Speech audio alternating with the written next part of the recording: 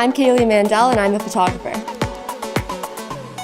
So I started photographing mainly like natural wildlife photography, so like actually going out in the field and searching for animals with my big long lens. And my mother's a wildlife photographer, so she's definitely the one who got me into it.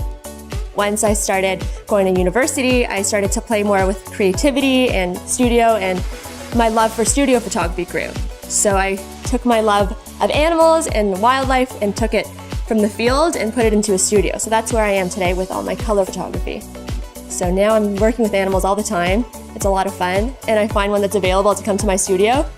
Once I see the animal, once I look at it up close, I then decide what I want to do with it, what color backdrop I want to use, what kind of setup I want, if I want props.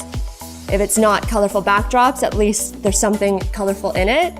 And then I set up my lights. So I shoot with Chrome strobes, and I use one with no filters over top of it, so it's a really harsh, bright light, and the other I use with a big softbox to really soften out those shadows and give me the lighting I'm going for. I shoot with the Canon 5 DSR. It's 50 megapixels. You know, I have a lot of room to play, especially if I'm not shooting with a macro lens. I got a lot of room to crop in, and I'm able to do whatever I want. I think that's why I found love in studio photography, because I have so much control and I love animals. That's why I do this. So now I'm doing it in a completely different way. I'm taking these animals, I'm making these artificial worlds, and I'm putting them in and shooting them on a pink backdrop. Like, when do you ever see an alligator on a pink backdrop?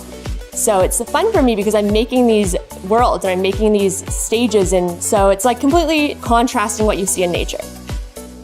I think it's important to be respected as a photographer and as an artist, and I want to be able to do it all well. People are surprised that I'm 24 and female when they see my work. I want to break that stereotype because we're talented too, and we are just as capable.